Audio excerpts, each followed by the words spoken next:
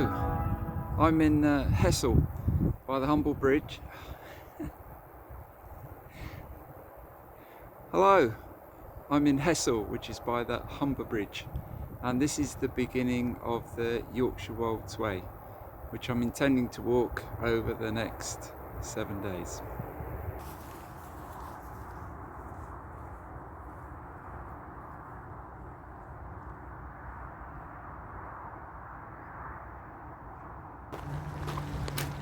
The Yorkshire Wolds Way is a 79-mile national trail. I'm starting at Hessel and walking to Filey. The start of the walk goes along beside the River Humber, or the Humber Estuary. This bit you can walk along the shoreline, but a bit further along, because it's tidal, some of it gets cut off. There's the usual railway line as well. I think I can do it because high tide was about half hour, 3/4 of an hour ago. So hopefully I can walk along that bit rather than having to walk through streets. My plan is to do it over 6 or 7 days, see how I get on. Campsites along the way are rubbish, like it often is, unfortunately, on national trails. They either don't exist, or they belong to the campers club, or they're glamping. I've got my little tent, so my plan is to wild camp, which should be interesting. Looking forward to it. It's my week's holiday, and all being well, it will be enjoyable. Back in the 1930s, two schoolboys were sort of digging around in the estuary looking for geological whatevers, and they found some planks which turned out to be a Bronze Age boat. And this wood whatever here is a model of the shape of the boat and what it looked like.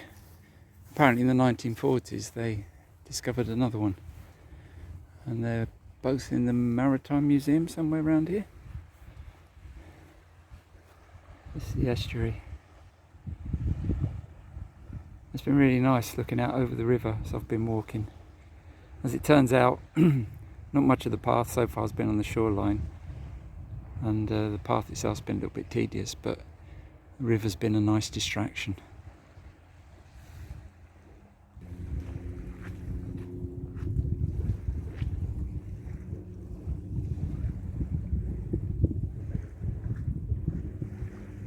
Whew. I've just done the low tide path. Unless you want to sludge through some deep slippery mud or do some serious rock scrambling, I suggest you take the high tide path. It's an adventure or hard work, depending how you look at things. Alright, I'm turning away from the estuary now, heading inland.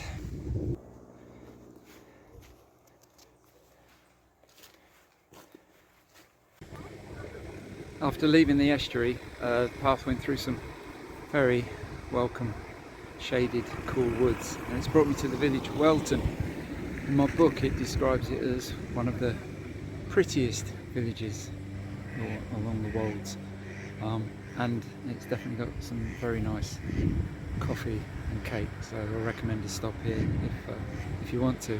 Its other claim to fame is this is the village where the highwayman Dick Turpin was arrested in 1739. Anyway, I'm fueled up now, coffee and cake, heading back on the road. Path.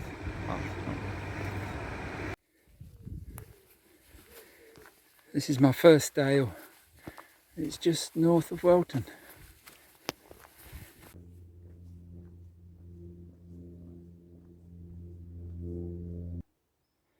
This is All Saints Church, Brantingham.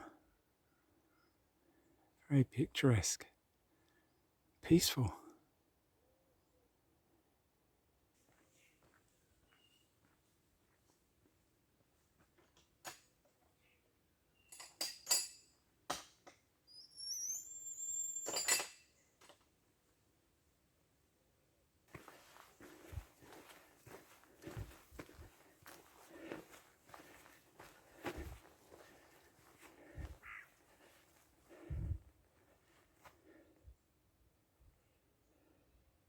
So I've made it to South Cave, which is the aim of my walk today, or the goal of my walk today. It's about 13 miles from Hessel. I tried the Bear Inn, they don't do food. Went to Fox and Coney, they were fully booked, looked a bit posh. But Cave, Bar and Kitchen, went there. The food was good, very friendly, helpful people, and had some grub there. They very happy to charge my phone for me, fill my water bottle. What more could a man ask for, eh? So now I just need to try and find somewhere to discreetly pitch my tent for the night, and I am ready for it, believe me. But yeah, it's been good, enjoyable walk.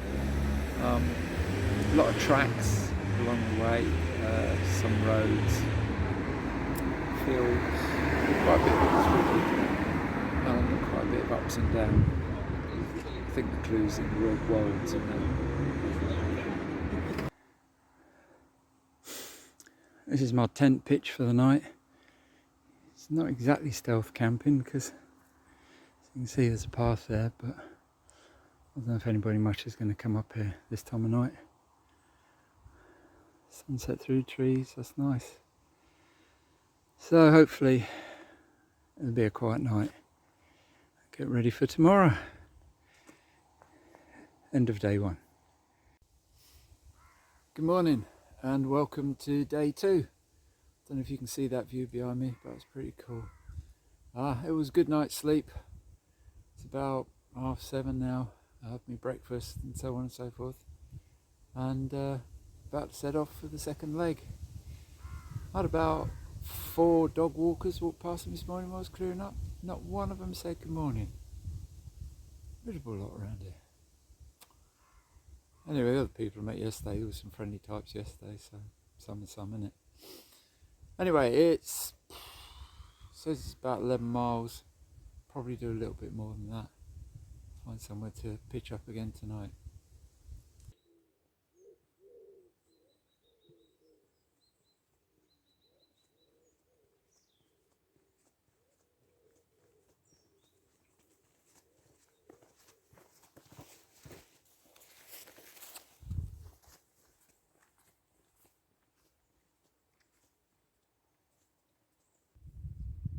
The book says that there are no facilities for today's walk, so it won't be till near the end before I can get something to eat or whatever. The first part was really nice. Walked through some wooded valleys. They were quite beautiful and very peaceful. Only met a couple of people en route, not many, and I'm not expecting to meet that many so far. So I've come down into Swindale, which is the first of what again my book describes as the classic dry valleys, and I think this goes on for about a mile, but I guess I'll probably find a few more of these today.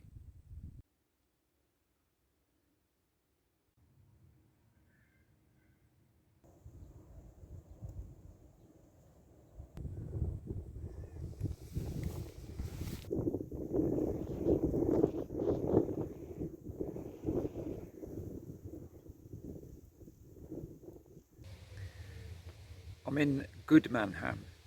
Yeah. Apparently here in 626, Edwin, Saxon King of Northumbria, was converted to Christianity, and where the church is now, where I'm sitting, there used to be the site of a pagan temple, and when he got converted he burnt the temple down. Good man. So, Goodman Ham is, in my book, the end of a section of walk, but it is only about coming up to 1 o'clock, which is obviously too early to finish. So I think I'm going to press on after I've had a bit of a break, about another 4 or 5 miles, then try and find somewhere to camp. That'll take a bit of mileage off of my future walks the next few days. I'll stop for food at the Fiddle Drill, it's called, which is like a cafe, and I had a peddler's lunch, I think they call it, which was so nice, really, really nice. Highly recommend it, and the coffee's really good as well. So if you're doing it, it's a good place to stop and have some food. Anyway, I'm gonna just chill out for an hour and then press on.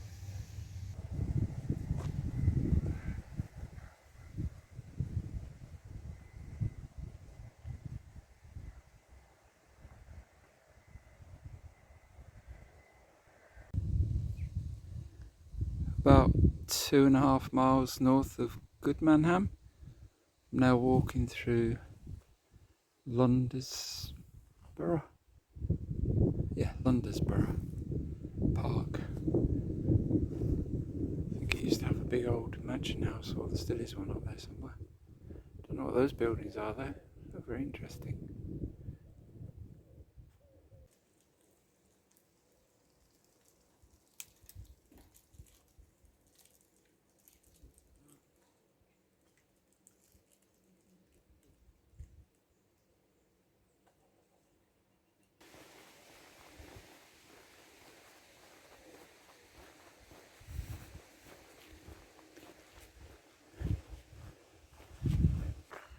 It's a steep climb to finish the day.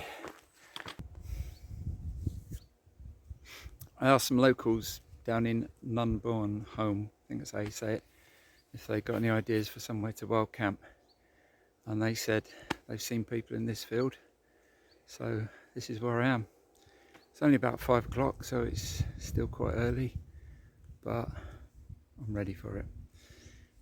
Summing up today, big wide spaces, massive views, occasional little delves of valleys, fantastic lunch, some nice little villages, cornfields. Man, I've never seen so many wheat fields in all my life. See what tomorrow brings. Good morning, this is day 3. I had a great night's sleep and a much needed rest. It was a great sight, really good in that field behind me. So today's walk is 15 miles, hoping to get to Dixondale, and apparently it takes me through the heart of the Wolds and through some of the iconic valleys and wolds. So really looking forward to that. I'll try and capture it on my walk today. It's a good morning.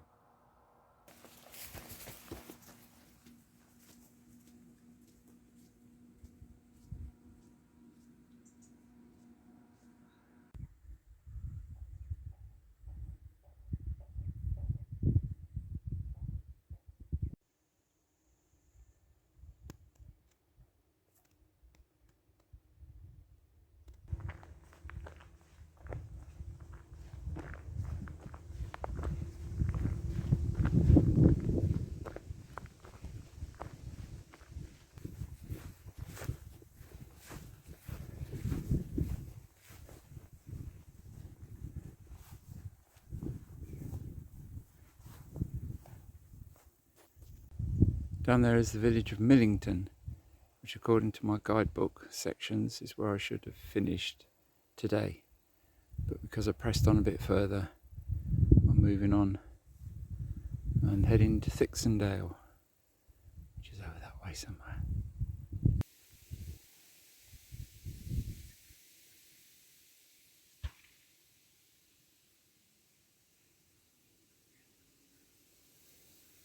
I'll stop for a brief break in the village of Huggit, which is apparently the highest village in the Yorkshire Wolds at 170 metres.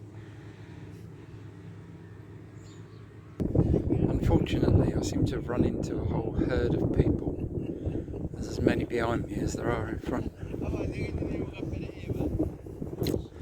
Not really what you want. All the way along the Yorkshire Wolds Way, there are bits of artwork like this, which these two guys are demonstrating. This is Horsedale, which leads into Holmdale. And I think probably this is the most well-known part of the Yorkshire Wolds. They are very stunning, full of character.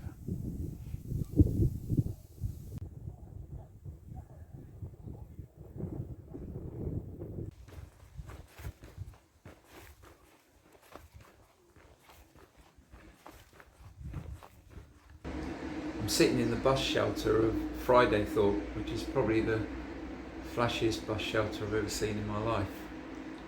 I've just been to the Seaways Cafe, which is just down the road, which was ramjam full of bikers talking about bikes.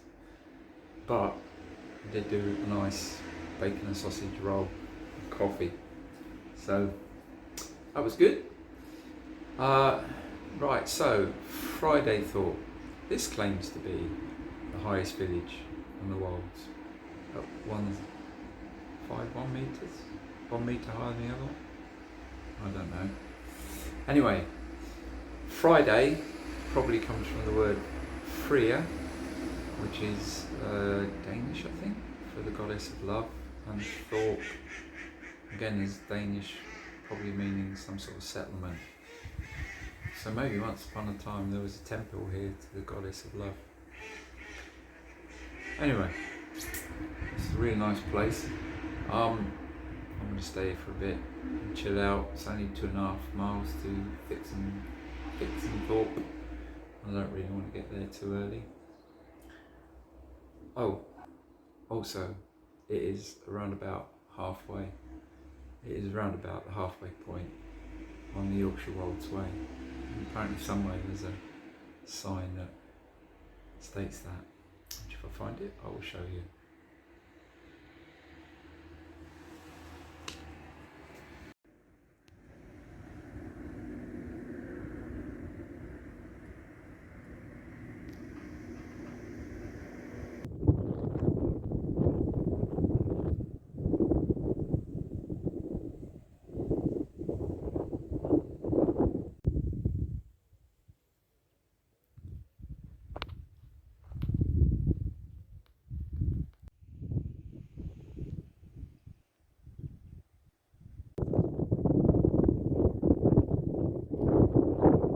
This swirling pattern at the top of Dixondale is part of the artwork stuff that there is along the Wolds Way, like those chairs the guys were sitting on, showed you earlier. This is supposed to represent time and flow.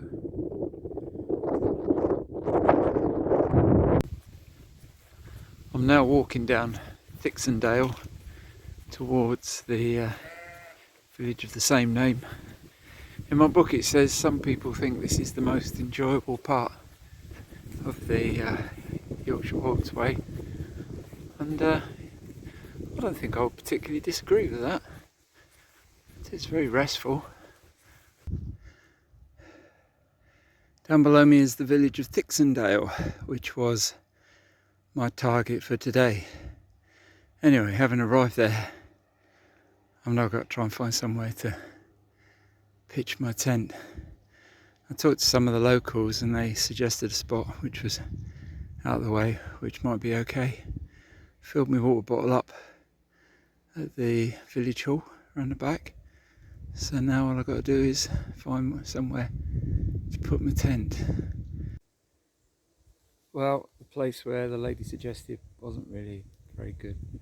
So I've ended up here. I'm actually camped on the path, but hopefully, because I'm on the path, not farmer's land, so whatever, and hopefully not many people are going to come by, if any. It's still looking pretty wet and dismal out there, but it's fairly sheltered here, so hopefully it won't get too wet, and hopefully in the morning it'll be dry.